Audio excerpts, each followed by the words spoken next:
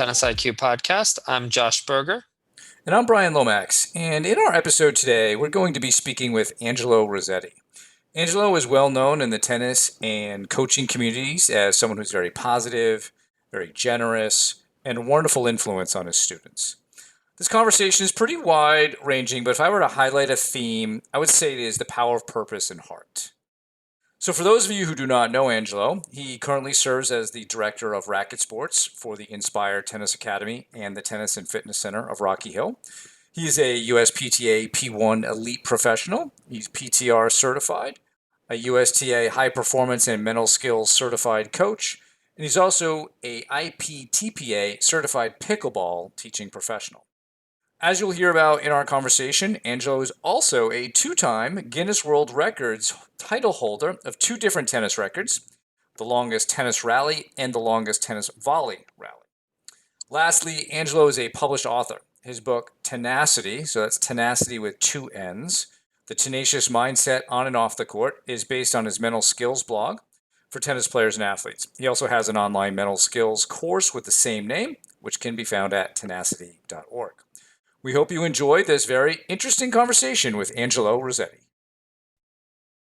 Angelo Rossetti, welcome to the Tennis IQ podcast. It's great to have you here today. Yeah, I'm really excited to be here, Josh and Brian. Thanks for having me. Yeah, and I know when I brought up the idea of having you on with Josh, he was excited, for a few different reasons. We've all sort of crossed paths in different ways, and some of the things that we want to hear about from you today are, the two Guinness Book of World Records that you and your brother have set. Want to hear about your coaching philosophy and also some of the mental lessons that you have learned as a coach and a player over the years, and maybe some of the things that you wish you knew earlier in your life. I think we all have those types of things. Yeah. But to kick us off, could you give us, sort of a brief history of who you are, how you got into tennis, and really how you got into coaching and what you're doing today? Yeah. So I was late to the game, and I took it seriously at age 15. Started when I was 3 years old playing table tennis in my grandfather's basement with my identical twin brother, Ettore. It was a great thing to do after church on Sundays. And it was very memorable. We were really competitive, and, we started to get better and better. And so I ended up playing a lot of sports with my brother, experimenting with a lot of team sports and individual sports. But anything to do with a racket seemed to be something that I gravitated to. I don't know why. And my parents play tennis. I thought that my dad was like Jimmy Connors and my mom was like Chrissy Evert, until I knew better later in life. But hey, sometimes ignorance is bliss. And we would be on the swing sets watching them play. And then they watched tennis quite a bit on TV. My mom was a big Borg fan. And so I remember the epic Borg McEnroe Wimbledon match. That was probably my earliest tennis TV memory. And then, I was a big Agassi fan and, grew up watching him. And of course, Lendl and McEnroe, but Agassi, I think in watching his strokes, my strokes, I tried to mimic him, I guess, more like cybernetics. And so I learned from watching other people play, but I didn't really play myself until I was 15, when our best friend, Rob, he was number one in New England and a lot of the age groups, and we used to go watch his matches, thinking that you had to be that good to play tennis, but he encouraged us to play, as did our another tennis mentor of ours, Scott Wilson, which we set two world records, like you alluded to earlier, to honor his legacy and raise money for charity. And I then got into coaching. Mike Quicko, the former Quinnipiac University tennis coach, encouraged my brother and I and Rob to all be certified by USPTA. So I became certified a little bit over 30 years ago. I can't believe it's been over 30 years. And, but I have, my mom is an English teacher. My wife's a teacher. Being a teacher kind of runs in the family. And I think coaching, sports, and teaching are similar. You want to build, people of good character, great athletes, and then great tennis players in that order. And that's the philosophy I share today, being the director of Racquet Sports at the Rocky Hill Tennis and Fitness Center. Previously, I worked for Von Lendl for 10 years at the Weston Racquet Club, being its director. And prior to that, at Milford Indoor and some other clubs like North Haven. So, I've taught a lot. I've played, singles and doubles. My brother and I became number one in New England men's open doubles. And Todd Nicholson, the late Todd Nicholson, really encouraged us to play a lot of the doubles tournaments. And I remember when we were over 35 years old and he had said we were trying for the number one ranking in the open, and the closest we got, I think, was number 2. And then he said 2 or 3, and he said, well, why don't you do age group like 35 and over and go for number 1 in that? And that was just the motivation I needed to stick with, trying to be number 1 in men's open, and that did happen. But I think overall, I really believe that my purpose is to inspire others to be the best they can be on and off the court. And I try to do that every day. Yeah, there's some cool things in there. The teacher coach thing, it reminds me of John Wooden, who often called himself a teacher, even though he was a coach. And even what you just said there at the end about helping people become the best that they can be, I mean, that really ties into Wooden's definition of success, right? The idea of peace of mind, that you've done everything you could to become the best you could become. And it sounds to me, Angelo, like you're like somebody's partner on their journey toward that definition of success. Yeah, that's a great analogy. I've always loved doubles. So if it's not with my identical twin, then maybe it's with the person who I'm coaching. There you go. It is a collaboration, is it not? Yeah. So you touched a little bit about the Guinness World Records and some of the motivation behind that. Can you tell us a little bit more about how that idea started in terms of setting that record and what you really set out to do? Yeah, so Scott Wilson was certainly a mentor of ours. He was the head pro at North Haven Health and Racquet, and I was an assistant pro there. And then at age 41, he was diagnosed with ALS, Lou Gehrig's disease.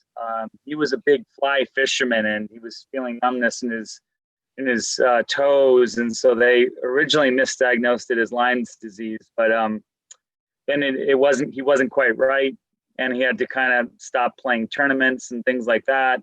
He was a phenomenal player and coach. He had an endless amount of energy, and so firm but fair, and had such a wonderful following. And he encouraged my brother and I to play just like Todd Nicholson did, to play doubles tournaments in New England. And unfortunately, at age 42, only a year after his diagnosis, he unfortunately left us.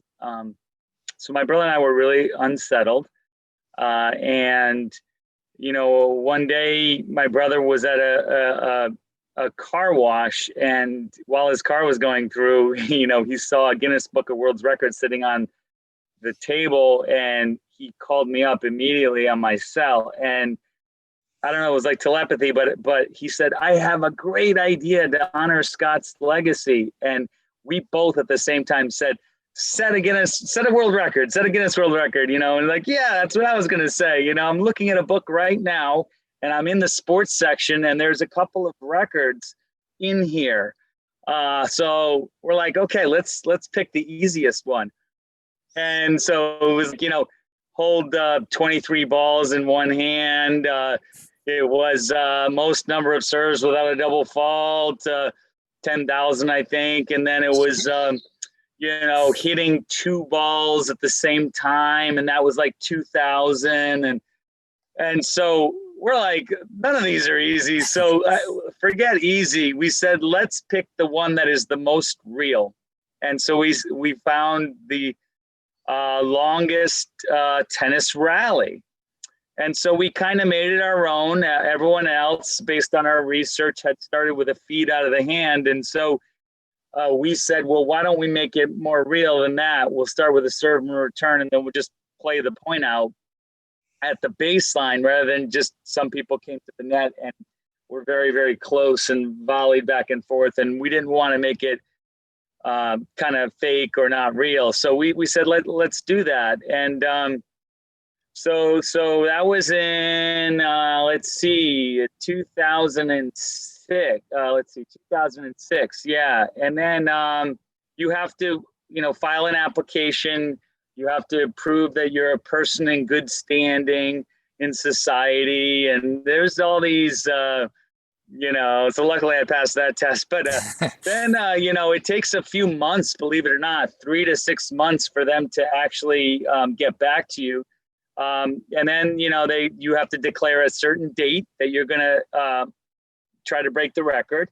You can do it for charity. We knew that was our driving force. So we were going to raise money for the ALS Association, but we did include other charities like Rally for a Cure and the Tim and Tom Gullickson Foundation at the time. And Save the Children, of course, where my brother still works full time. And so we had a lot of motivators to set the record. I felt like we had a life balance going in. And in 2007 was our first attempt, or actually our first 2 attempts. We ran a full day charity event, donating our time to raise money for the causes. And then at about 4:30, we started the first rally. It lasted for about 2 hours. And unfortunately, one of us missed in the bottom of the net. And I'm not going to disclose that it was my brother. And so then we took a quick restroom break and then started again at about 6:30. And we had a little. You have to kind of put little motivators in there when you're doing something you've never done before. So the overarching motivation was to honor our mentor's legacy and raise money for charity. So that was really what we needed from a macro. But from a micro, we said that if we get on the news, that would raise more awareness for the charities and therefore more money. So that was, one of our goals. So we said, okay, we got to make the 7 o'clock news, and then we got to make the 11 p.m. news, which we did. And then we got to make the 5 a.m. news, which we did. And then at 5:09 a.m., unfortunately, I fell asleep while hitting a forehand, and I hit it into the top of the net after a long blink. And so we set the U.S. record as our consolation prize, 19,490 shots without a miss. But unfortunately, we had failed twice in one day. The record, by the way, from a details standpoint, with Guinness World Records Limited, as long as you start the record on the day that you declare. So we knew that second attempt was our last attempt that we were allowed because we went till past 5 a.m. So we knew that was the last one. And I was encouraged when we finished. My brother was really discouraged. And I said to him, look at the bright side. We set the U.S. record. We raised money for charities and exposure, we are really starting to honor Scott's legacy, but we're not there yet. So right away, we put the application in again for a year later. And I would say, as far as mental skills, we talk about how important mindset and mental skills are. And my take on that is this: you need a baseline foundation of skill set or technique to do something. It's not like, you put your mind to ice skating and you've never skated before. I think that would be tough to do.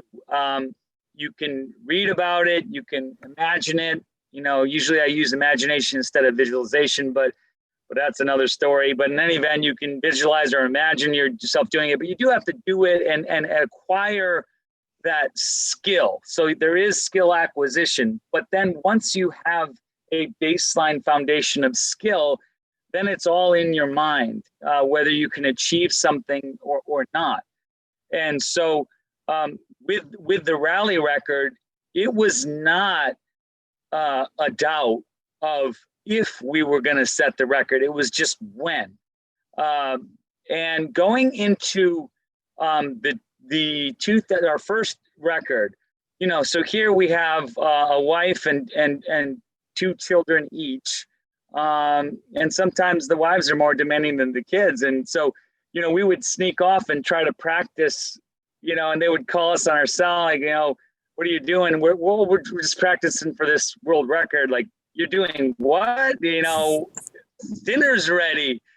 And do you make any money with that? No, you have to pay out of your own pocket the application fees and all of that. So for the very first time, the 2007 US record, I believe we only practiced on the court once, which I know sounds hard to believe. It was at Hamden High School. That's where we played high school tennis our junior and senior years. And I remember, we thought that it was going to be fairly easy.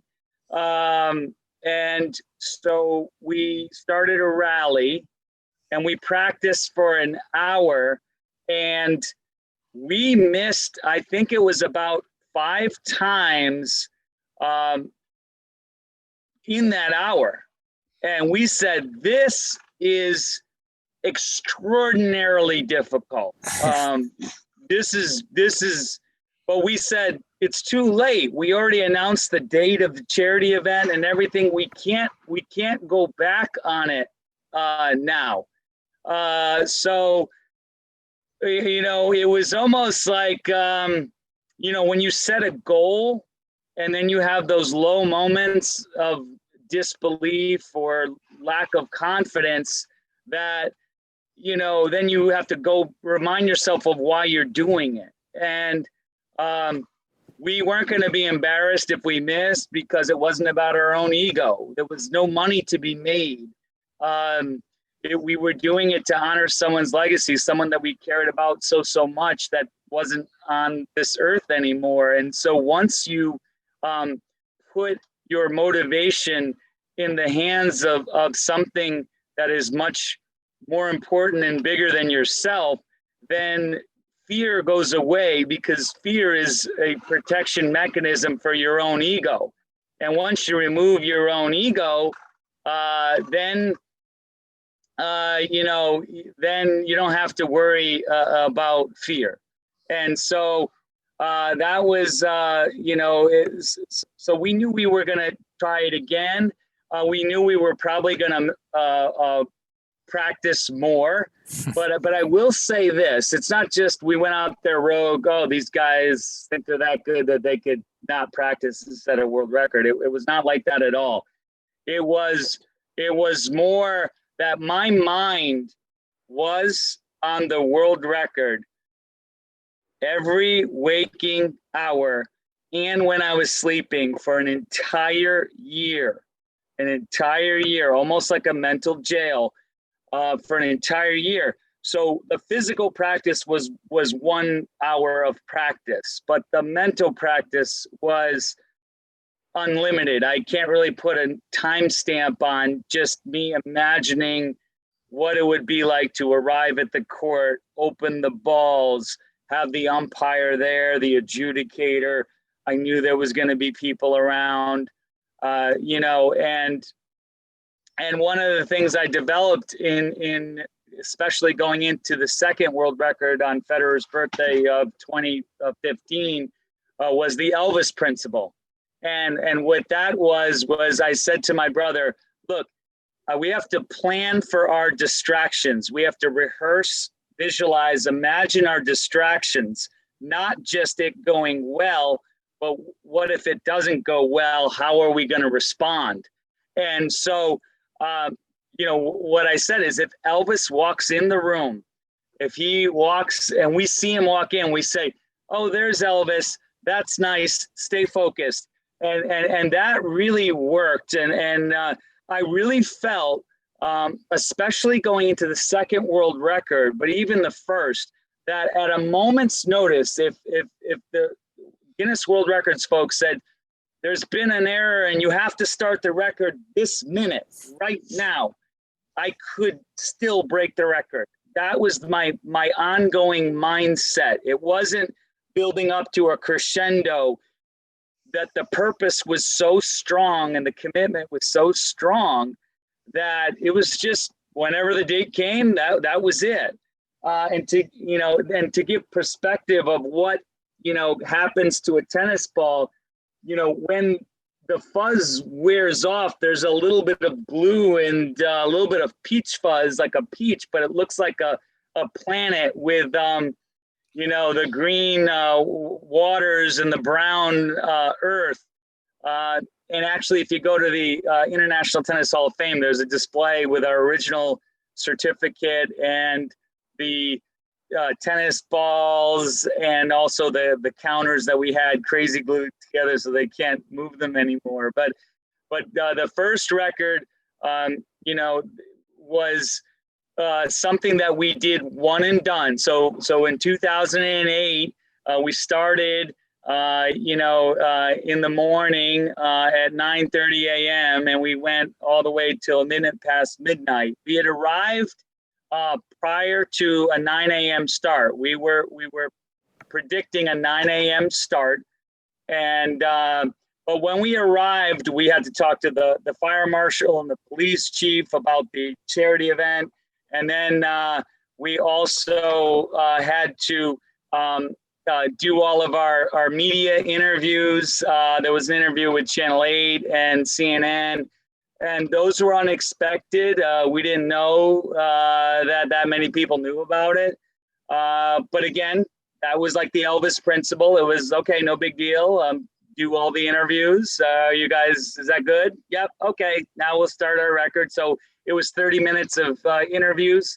And then at 9:30 a.m. we started and went from there. So that was the first record in 2008. And the record was 25,944 strokes, taking 14 hours and 31 minutes with no breaks, the same tennis ball, no balls bouncing twice. And so that was a little bit about the first record. And it was, I think, an extraordinary feat. I think I look back on it and I think I'm more impressed now after the fact than I was then. But then it was really just purpose driven. And, when we were rallying, I distinctly remember saying to my brother, we didn't put a minimum price on the Roger Federer autographed Nike headband. We should have put a minimum price. We want to raise a lot of money for Scott, and ALS. And then at one point I yell over the net as we're rallying, you know what, let's not worry about anything. Let's focus 100% on breaking the record, because nothing else will matter if we don't break the record. And so you constantly go through these thoughts and emotions, and then you come back to being present as best as you can. And I'm a big fan of Tim Galway's work in Inner Game of Tennis. I had read the book a couple of times in the past. And so, I had my own version of the bounce hit. It was, during the rally, when it got tough, when we were at about 15,000 strokes, because the year prior, we didn't break 20,000. So the record was 24,696. We knew we had to break that, but we hadn't even gotten past 20. So at about 15,000, for every shot that I hit, I said to myself, under the ball, over the net, come on. Under the ball, over the net, come on. So I said that, 5,000 times, I guess, under my breath. And the reason how I came up with that was I said, if I get under the ball, it will go up. And over the net means you hit it with enough force that it clears the net. And then the come on was just the motivation because you really, at that point, really energy deprived. And so that was for the extra motivation. And so that was my version, I guess, of bounce hit. Tim even asked me, did you use bounce hit? You know, and I said, well, yeah, my own version of it. Yeah. I mean, I didn't say bounce hit or think bounce hit, but that's what I did think. And then we had some interesting, possible mishaps. We had the power bar panic at about 12,000 strokes where we had, half power bars lined up on mini Gatorades. And so the first year in 2007, we had, volunteers run us food and liquids. And what we found was the volunteers were more nervous than we were about messing us up. And so I sensed the nervous energy, and we said that it would be better with that not happening. So we had Camelbacks in 2008. We had a better plan. We started in the morning. We delegated the teaching clinics to other professional tennis teaching pros, so we can stay focused on the objective at hand. And then, but the power bar panic, I was a little hungry. So I said, I'm going to go get a power bar like we rehearsed. It took us about 10 lobs to eat a power bar. So we went into the lob cycle, and I was just about done with it. And I was then re-lowering the height to a rally ball height. And I overcompensated on the low end. The ball literally bounced straight on the top of the leg cord and luckily went over. My brother alertly ran up and with, continental grip, blocked the ball back. I remember more to my backhand side, but I ran around my backhand because, after hitting, 25,000 forehands, I didn't even know what a backhand was. So I wasn't going to hit a backhand. So the kind of irony was that it was 25,941 forehands, one serve, and one backhand. My brother did hit one backhand, and the return of serve was with a forehand. But in any event, it's kind of a cool thing. And as we were going through this, and I think people can appreciate this, but there are moments in your lifetime where you feel equanimity, where your spiritual self and your mind and your heart and your physical self is centered and right where it needs to be, doing what you need to be doing. And during that rally, I had that sense. It's a little bit difficult to describe, but that sense of being completely free, maybe like people who skydive for the first time that love that would experience something like that when you're weightlessness in the air, or when you an astronaut when they first experience no gravity. I don't know, but that feeling that you're doing the right thing for the right purpose, and that you're honoring your purpose, and that's where the book came in. Tenacity later was just trying to come up with lessons that I learned that I can help others so they can achieve their dreams and goals. And it's interesting because the second record, so the first record, all the fuzz wore off. The second record was more number of strokes. It was 30,576 volleys without a bounce.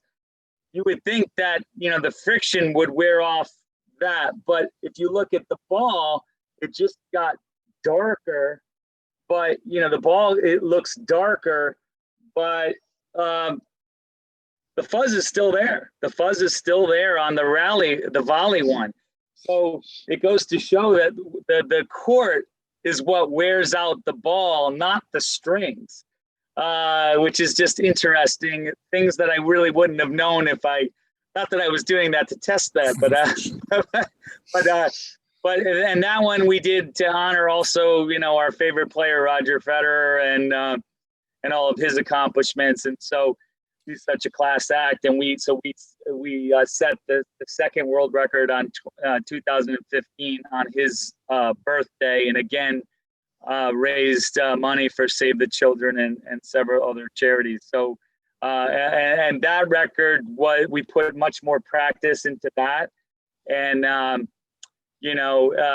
it was, I think, more grueling and more challenging the second time around. You would probably think, well, you set one world record, how hard can the second one be? But we were older. We both were 7 years older. My cholesterol was high. It runs high in the family, things that my wife reminded me of. And,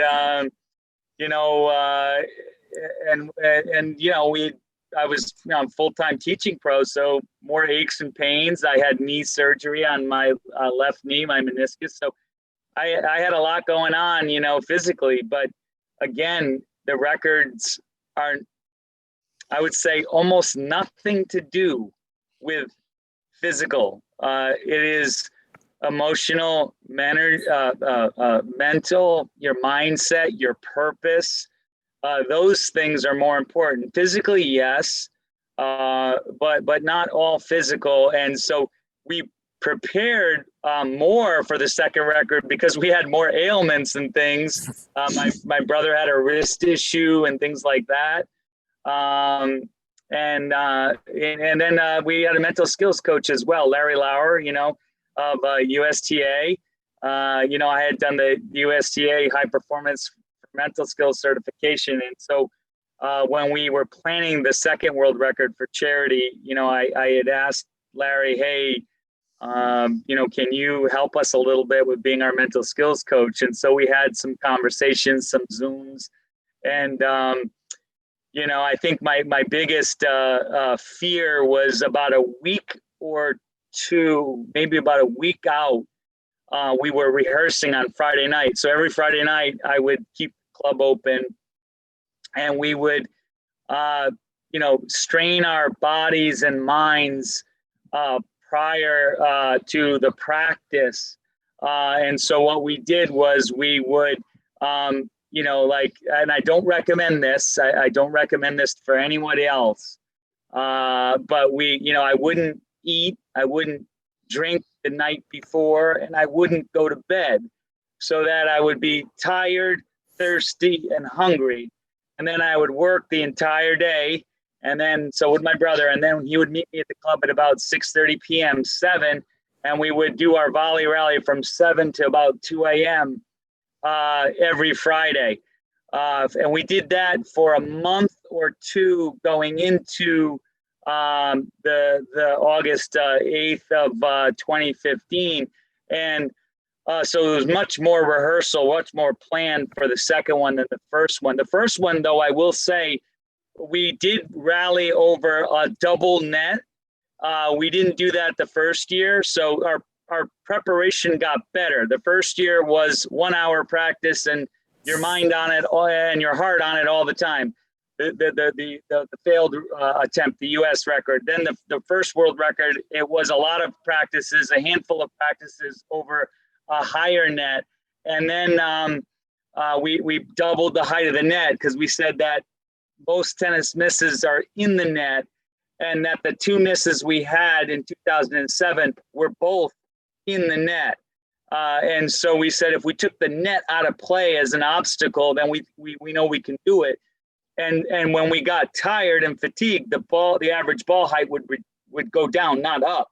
So that's why we practiced over a double net. That was for the world record. Then for the volley record, we came up with a song list, and that was our motivation. But also, once we finished the cycle of songs, we knew that we were rallying for about an hour. So when we started this cycle of songs again, we had about 20 volunteers counting the strokes because according to the rules in this marathon tennis rally, you have to have 2 volunteers at the same time, one counting his shots and one counting mine. And so we had a schedule. They would rotate out every hour because, believe it or not, just clicking the clicker is very taxing, especially in the second world record of 2015, where the ball is going back so quickly. We were very close to the net because we were actually trying to raise $1 million for Save the Children. We negotiated with a odds company, and they had never done it before prior to us. They only insured golf hole-in-ones for charity events. Like if you hit a hole-in-one, you'd get $1 million. So what we did was we asked them if we set a world record on this certain day, we would love to then donate that $1 million to Save the Children. So they said to it, they said to us, well, since you already set a world record, we have to make the odds very difficult. So what they did was we had one attempt on that day. Doesn't matter if you're sick or not. One attempt. And not only do we have to set the record, which we did, we broke our own record, but also we had to have 5,000 shots an hour or more. That was the caveat. Well, up until probably about 2 weeks to the event, we had never rallied 5,000 or more shots an hour. We didn't even know how to go at that rapid pace. That is a very rapid volley. But finally, we figured it out. We got really close to the net. We did forehand to forehand. If you see a picture of it, you can see, what that looks like. But basically, we're in close proximity to each other. Of course, you can't touch the net. You can't reach over the net. But we were able in practice to sustain, over 5,000 shots an hour. And if you divide up the numbers, 30,576 volleys over the time span, which was 5 hours and 28 minutes, it is over 5,000. But basically, we had to reach the record of over 50,000, which was then the longest rally as far as number of shots. So we didn't get that record. So we didn't get the $1 million. We did set a new world record, which was the longest volley rally. And again, that was our consolation prize.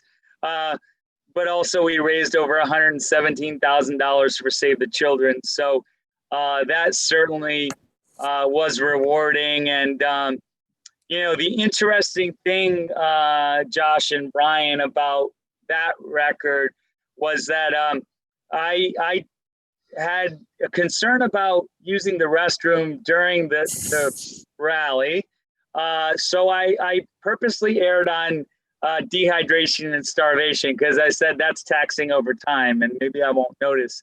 But if I make a mistake, then I'll definitely notice that. So I was definitely dehydrated. I ended up not using any of my liquids in my fanny pack because the pace of the volley was so quick that just to bring it up from your shirt there, it was just, you can do it in practice, but when reality struck and you only have one attempt, that wasn't going to happen.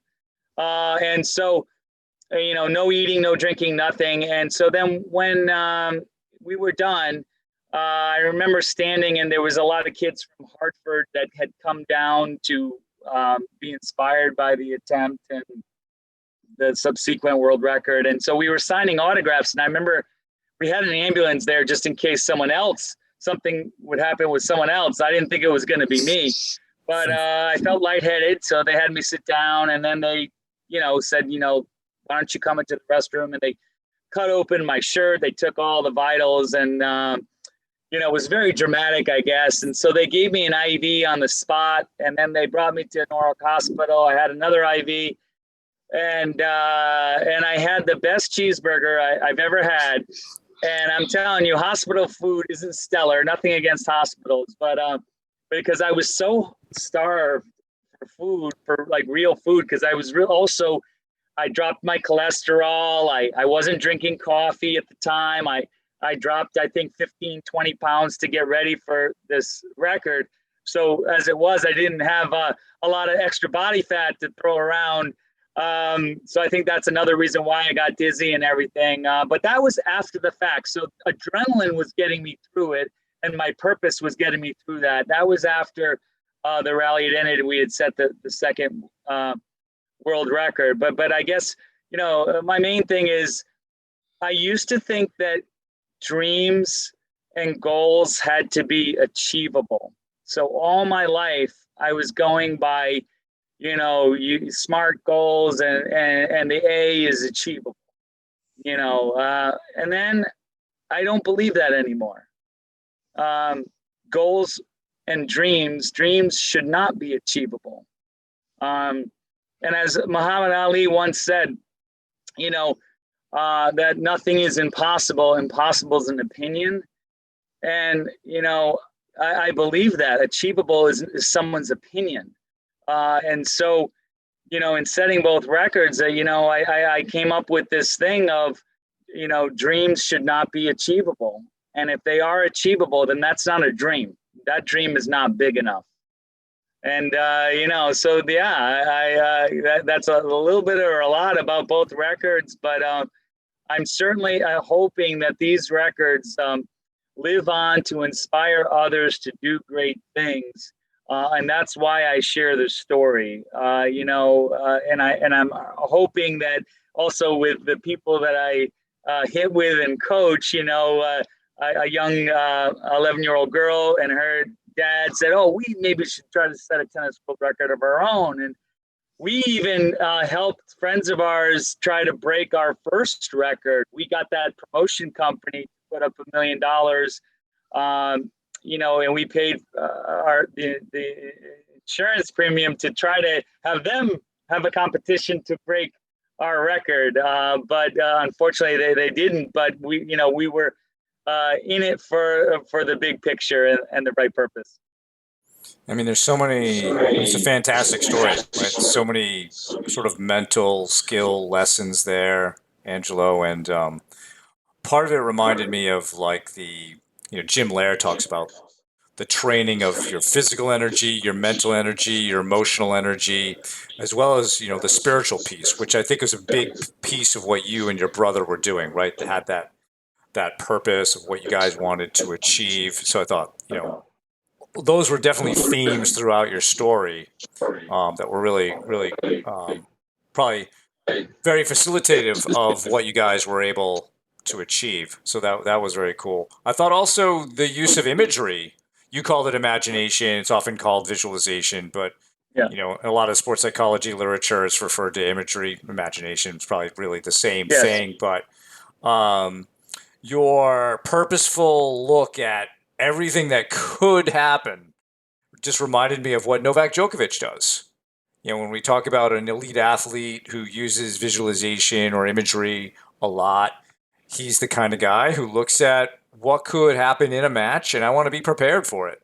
And I want to see myself handle it the way I want to, and then move on from there. And he's talked about that at so many tournaments as being a key component to pulling him through in big matches. And obviously for your preparation, this was something that really helped you and your brother get through, especially that first attempt. You talked more about it in your first attempt than with the second in the volley to volley. Yes. Right? Yeah. But I think, a lot of what you mentioned in your story, it ties back to some of the things that you sent us a video about 10 things that you wish you had known, 10 mental skills. You wish that somebody, a sports psychologist, some sort of mental coach had told you when you were much younger. And, as you're telling that story, I can see some of these things in there. And you can tell me if I'm right. I'm going to choose a couple. Sure. What you put your heart, and this one I think I'm paraphrasing because I don't think I got this exactly verbatim the way you said it, but what you put your heart and mind to can be accomplished. I think that was number 9. Yeah. And because a lot of people say mind over matter, or anything you can put your mind to, you can accomplish. And that would be a realistic goal, because a realistic goal resides in your mind. And a goal that you've never set before, a record you've never set before, for a purpose that you can't really make sense of, is more coming from the heart. And so I think it has to be both. It can't be just your mind. Your mind is the mechanism or roadmap or your GPS of how you're going to do it, but your heart is why you're doing it. Why are you here? I know in that movie Warrior, I love that movie, and I remember, in one of the semifinals, I think, when he was going against an MMA fighter that was just unbeatable, and it was the final round, and so the coach really got his attention, looked him in the eye, and said, "If you don't knock him out, you lose." And one of the things was he needed the money to save his house. So he says, "You lose your house. You lose your family. Why are you here? Why are you here?" He had him look him in the eye and tell him why he was there. And then he won. And I know that was fiction, but here, it goes back to, Brian, what you just said is the why comes from the heart and the how comes from the mind. No, Angelo, I loved hearing that entire story of both of the records and the attempts that led up to the records. A question that I have involves sort of that planning process. Brian asked or mentioned, and you touched on during your retelling of the event, that you guys went through different scenarios that might happen. You played out different. You played out, okay, if we need to take a break to drink something or to eat something, we go into the lob cycle. Okay, if we have a distraction, if Elvis walks into the room, this is what we're going to say to ourselves. This is some self-talk. How did you guys lay that out? Was that something, did you sit down and sort of write it all down in terms of these different scenarios? Was it more of an ongoing discussion between the two of you? Was it more just telepathic, the identical twin connection? How did or a combination? What was that process like? So Josh, I would say it's a little bit of everything you just said. That's why my brother is my favorite doubles partner to play with, because I 100% believe in him and he 100% believes in me. And so it's one thing to have self-belief, but to have the same belief in yourself in another person that is not you. So I don't know if it's not anything telepathic, but it just this 100%, belief that, and one of our mottos was, "I won't miss if you don't miss." And if you take that full circle, well, if he's not missing and I'm not missing, then nobody's missing. And I know that there's a more positive way to say that. When I coach players, I don't have them say that. I say that clear the net, make the serve, not don't miss, because don't isn't a visual. You can't imagine that, but the mind thinks in images. So it remembers the miss more than the don't, unless it's the Ghostbuster sign is the only visual I could really think of a don't. But really a don't is not a visual that we if you say, think of a pink elephant, you'll think of that. But if you think of, okay, what's the image of don't? It's hard to come up with something. But so I don't know why, but our preparation was much more advanced and rigorous for the 2015 record on Roger Federer's birthday. And I think it was the realization after the fact that, like, how did we set that record? Like, how did we do that? And how do we teach ourselves to redo it? And then how can we use that information to teach other people to accomplish their dreams? That is what motivates me today. But I will say, Josh, that it was pre-planning of, getting Larry involved, and he was great, because then he got another sports psychologist that was really involved in the mindset for marathons. But in talking with both of them, it was very flattering and reassuring to know Larry and this woman who helped us it wasn't a lot. It was a few conversations, but it was more like, you guys are spot on with what you're doing, and keep doing what you're doing, and then of course data, they would send us some research reports on marathons and things like that, taxing the body and the mind, and also just Larry is so reassuring, so positive, so supportive. I had alluded to but didn't finish the story. A week before, in our last practice, my brother severed a tendon in his wrist because we practiced so much with the volleys. So we thought we were done. We thought we weren't even gonna. Yeah, I thought we were done. I thought we weren't even gonna make the attempt. But then my brother said, "No, there's no way I'm not gonna make the attempt." So we went to the doctor, and the doctor fitted a brace. If you see pictures of it, you can see a brace on his wrist. It didn't help the performance because you're not hitting the ball with the brace.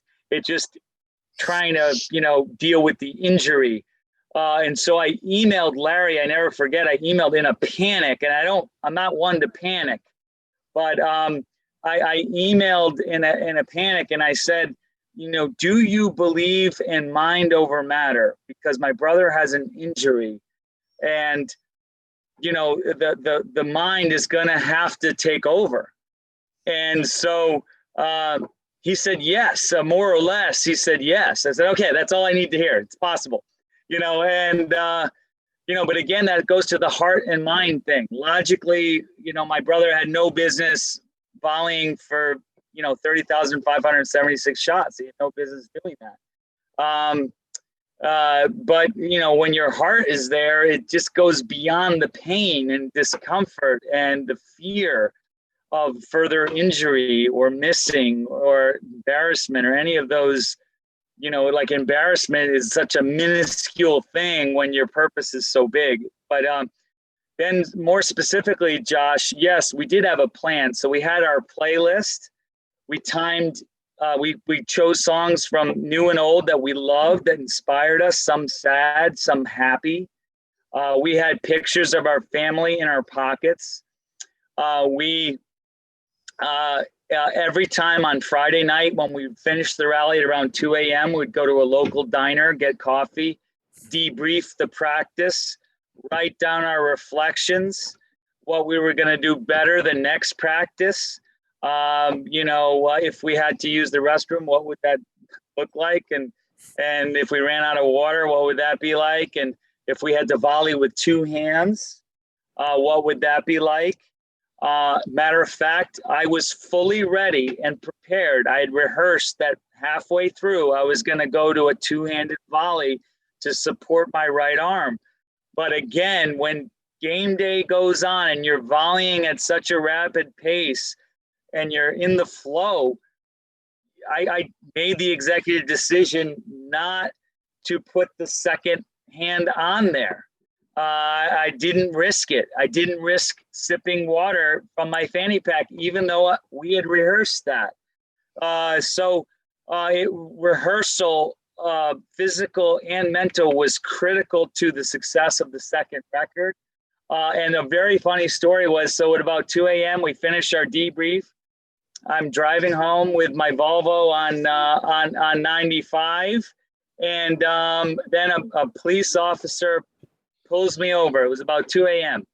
So I have cameras in the car. I have ball hoppers, rackets, raffle items, and prep for the charity event.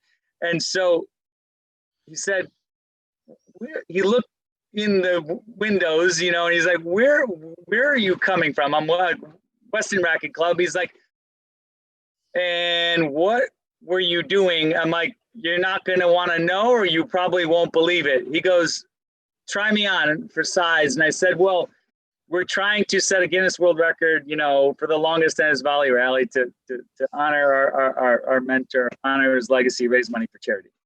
And he's like, oh, okay. Like it was no big deal. And then he goes, do you know why I pulled you over? And I said, was it because I was swerving a little. Now I was exhausted. And even though I just had a cup of coffee, I was bobbing. My head was bobbing. It was very unsafe. I don't recommend it. And he said, no. He said, the light bulb above your license plate is burnt out. I didn't even know there was a light bulb above my license plate. So if listeners and viewers of this learn nothing else, make sure that in the state of Connecticut that your light bulb above your license plate is working. So I paid the $117 fine gladly just to know that I could get home and go to bed. But that was a really hilarious story. But Josh, to your point, we really planned out as much as we possibly could. We live streamed the whole event. So I know Yvonne Lendl was watching and prepared to, come over to the club. Friends of ours that couldn't make it were watching, family that were in the US and abroad. So we really wanted to make it for them, not about us again. And so rehearsing, all of that. One of the things that we rehearsed, because we did it indoors, because you can't plan for lightning and rain and all of that. And so, we did it indoors purposely both times. God forbid there was a thunderstorm and a power outage. We did rehearse, having large flashlights there, and that we had the back garage door open where it was a hard true court. When you put the hard true down, you got to bring in the roller. So we had that open. So we knew that based on the time of when we were doing the record, we have enough natural light that we could get away with a few volleys until the electricity came back on. But that became such a cumbersome plan that we did bail on that one. We said, you know what, we cannot control if the electricity goes out. So we are gonna have to go without preparing for that. It was just too much preparing. I mean, yes, we did have the doors open for some natural light, but yeah, that was some of our planning. Well, plus it was in August too, Angelo. Yeah, it was very hot. It was very hot both times, because both events were in August. 9th and the 10th was the first one. It went over 2 days, and this one was only 1 day. The U.S. record was over 2 days too. So, but it's kind of funny because the first year, you think about it, we had 2 failed attempts, and then we had 2 more attempts, and we were 2 for 2. So overall, we're 2 for 4 on world record attempts. Not bad at all. So, there's just your story, and then the preparation that went into it. It all just speaks to like how much mental fortitude that you and your brother were able to bring forth with this amazing purpose, really driving everything. How do you then communicate some of these lessons that you learned very experientially, through your career, but through these 2 amazing world records? How do you communicate that to your students? How do you work with them so that, at some point in their lives, like you said, they can realize their dreams and do great things? Yeah, the first was writing the book Tenacity, the tenacious mindset on and off the court, and then online course. And it was my way of trying to crystallize what we did after the fact.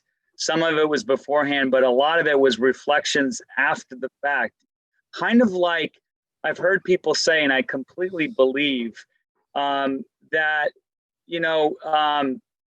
like Bill Scanlon, the late Bill Scanlon, unfortunately just passed away recently, but he came up with Zen tennis. And, in there he said, after the fact, he reflected on how he got in the zone, but he wasn't thinking about being in the zone. He wasn't preoccupied or worried about being in the zone. He wasn't second guessing it when he was in the zone. It's the same type of thing as both of these world records. It was more after the fact, kind of uncovering what we did, how we felt, emotional, spiritually, physically, and mentally. And then how can you break that down and then rebuild it and then teach someone to do it? And so that's came the 3-2-1 method. And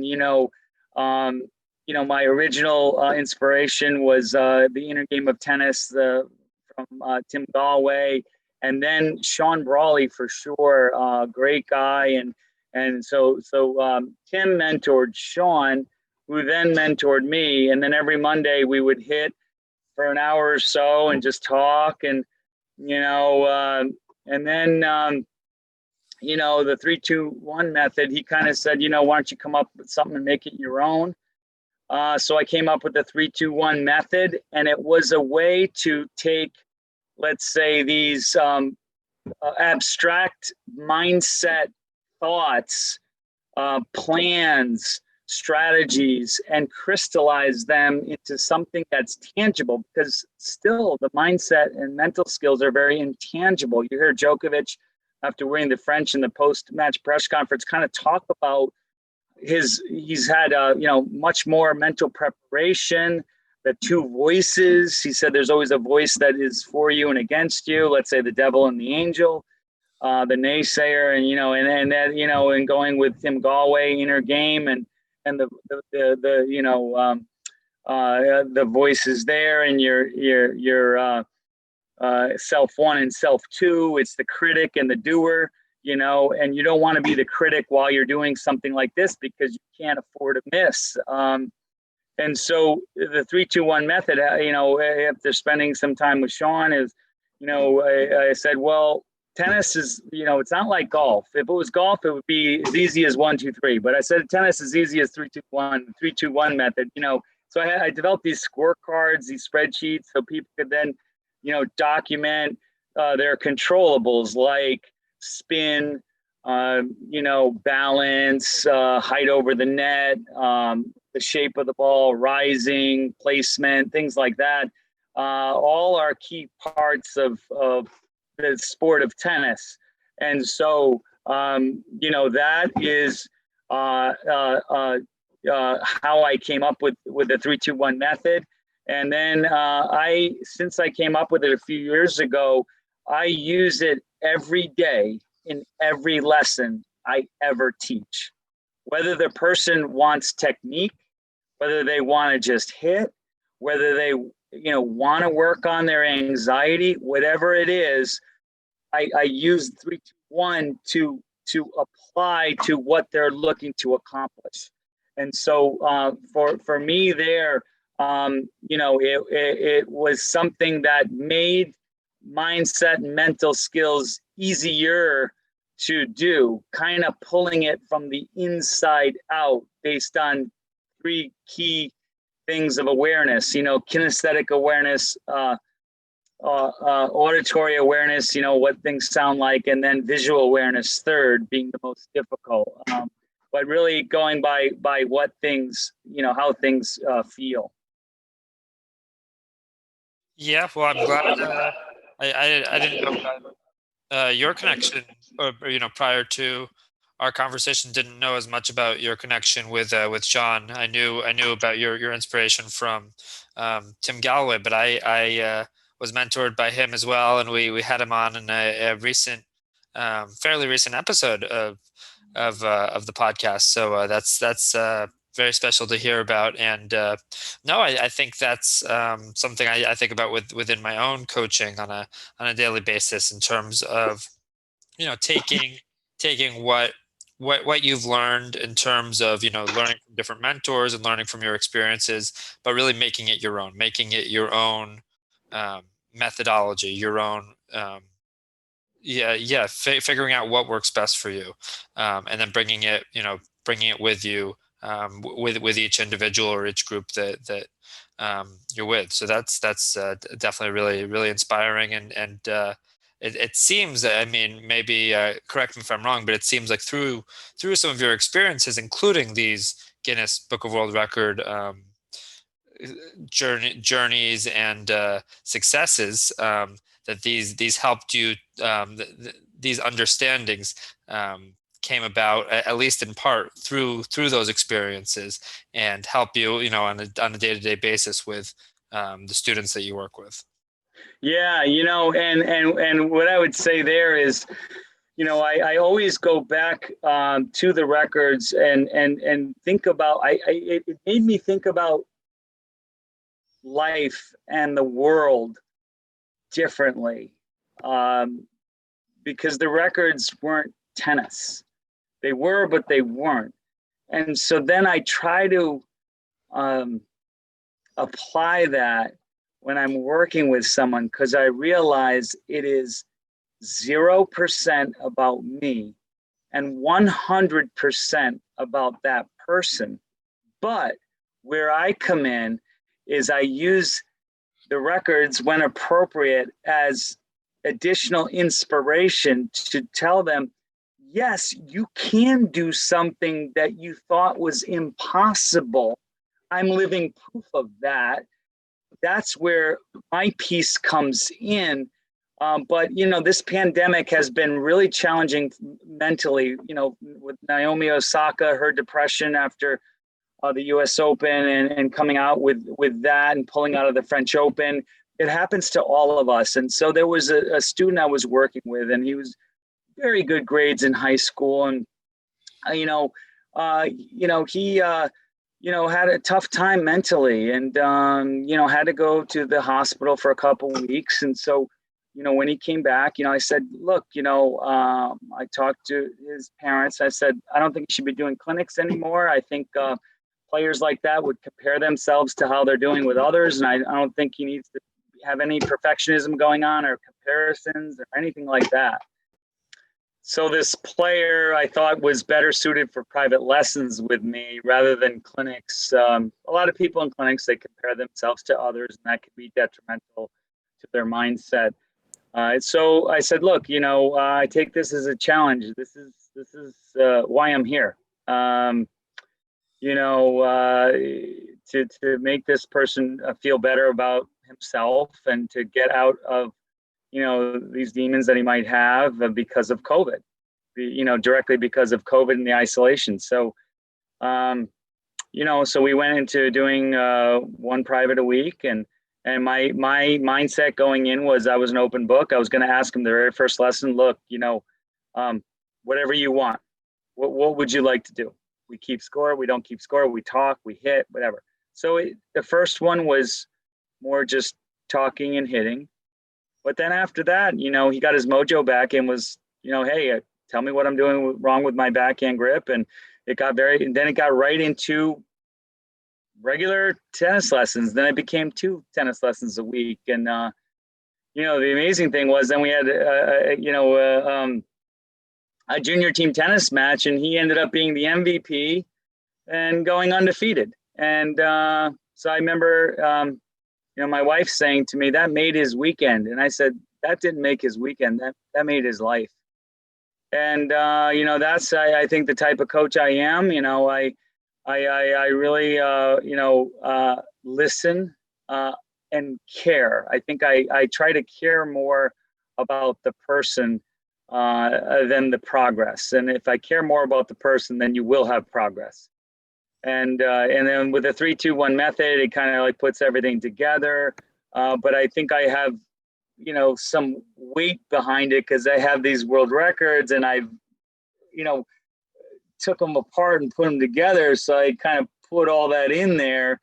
But I will say that I was not being self-critical with either record. The Elvis principle was really important. And the funny thing there was when we had that playlist for the volley record, for some reason, when my brother uploaded it the morning of, the whole playlist got corrupted or something. So that a lot of the songs, like Eye of the Tiger, I was missing that song. It was not in there. And that was, at that moment, that was going to be toward the end of the hour. That was going to give me the energy to go into the next hour. And so the playlist was wrong. It was either the wrong playlist or a bunch of songs got corrupted. So that threw off the timing of everything. And it didn't matter. It didn't matter. In other words, what I try to tell students of mine is nothing matters. It was a player, going into the state open, coach, what am I going to do today? I don't feel like I have energy. I wrote back, you don't need energy to win. In other words, whatever it is, you don't dwell on the things that hold you back. You are aware. You don't block them out because that takes energy. It's kind of like those scary movies when you're a kid and you're like, you don't want to look at the screen, but then you can't help but peek through, right? But you're using all this energy to hold back, to not look at the scary image. Whereas if you notice the scary image, you accept it, and then you move on from it. And that's the thing with our mistakes and failures is, you're aware of your mistake, you accept the mistake, how can you improve going forward? And you go from there. But I will say with both records, the fact that it's one and done, one attempt, and if you miss, you don't go down in history. That one, you have to do on-the-job training. You have to do on-the-job learning. And so that's where the 3-2-1 method comes in. So I'll give you an example, Josh and Brian, is if I was aiming too low on my rally ball on a ground stroke, I would know it was too low when I missed it in the net. And then I would take the learning from the mistake into the next point. Well, with the 2 world records, we didn't have that luxury. So with the 3-2-1 method, what I say is 3 feet over the net, you call out the number 3. And 2 feet over the net, you call out the number 2. And if it's 1 foot over the net, you call out the number 1. And of course, in competition, you think this, or you're at least aware of it. And so then when your 3s are turning into 2s, the 3 is a green light, the 2 would be a yellow light, but then the 1 would be high alert red light, but the rally is still going. The point is still going. You haven't lost the point yet. Your trigger that you're becoming too risky based on net clearance is based on the 3-2-1 method. And so therefore, I've developed a way that you can coach yourself real time during a match, because even coaches can't coach their players during the points. And so you can coach yourself based on awareness. And so you're aware of how, so for example, if we're talking about placement, 3 feet inside the line is a 3, 2 feet inside the line is a 2, 1 foot inside the line is 1. Wait, red light, I'm aiming too close to the line. Let me aim more into the court, and so, that's why, I find that it's, very objective and not subjective, and it removes judgment. And so what I say is, if someone rolls their eyes, oh, that was a 1. No. It's like you're a chair umpire and you're making the line call. The umpire is not going to give attitude or anything like that. They're not going to judge you. It's in or it's out. It's a letter, it's not. And so therefore, with 3-2-1 method, it's, when you're rallying, it's, you're reporting the fact that your net clearance was a 1. And now on your next shot, you're going to try to raise that to a 2 or a 3. And it's more matter of fact. And so you take the emotion and judgment out of risk, but you keep the awareness in. And I'm all about, how to manage your risk reward ratio based on that method. Yeah. So Angelo, just amazing stories you're such an inspirational coach. I love the way that you coach your players with, one of your tips was awareness, acceptance accelerates learning. That's a great example of it. And also the way you work with that player. And, I know the people who are listening to this podcast today are going to be tremendously inspired by what you've told us. I want to thank you for coming on the podcast today. And hopefully we can have you back to talk a little bit more about some other aspects of your coaching and mental training. I know you get a lot more stories for us, but thanks again for being here today. Yeah, thank you, Josh. Thank you, Brian. I really appreciate your time. Certainly fun. Yeah, thank you. Thank you, Angelo. I think, our listeners and viewers will definitely get a lot out of that, out of your stories and experiences, and also definitely want to highlight all of the tremendous, tremendous benefit that you and your brother did for charity in both of those events. I think that's, really inspiring, and, just a great reminder to all athletes and coaches out there of the importance of having a mission and that purpose behind you. Whatever it may be. Maybe it's for some sort of a greater good, or as you mentioned, some purpose bigger than yourself. I think being able to find that motivation and find that purpose for why you're doing what you're doing makes a dream possible. So thank you for sharing that. That was incredibly inspiring. Thank you, Angela. Yeah, thank you so much. It's my pleasure.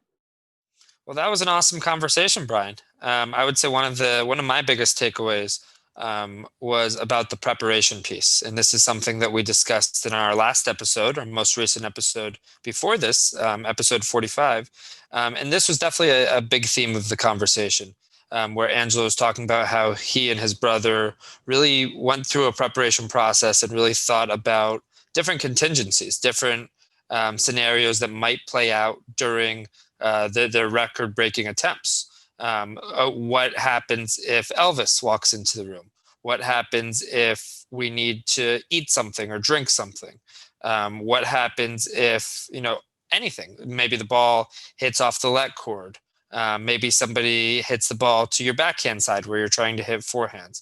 But it really, to me, it really emphasized the importance for all athletes and all performers of planning ahead, of thinking through what could happen and how you want to respond to these types of situations so that you don't end up reacting.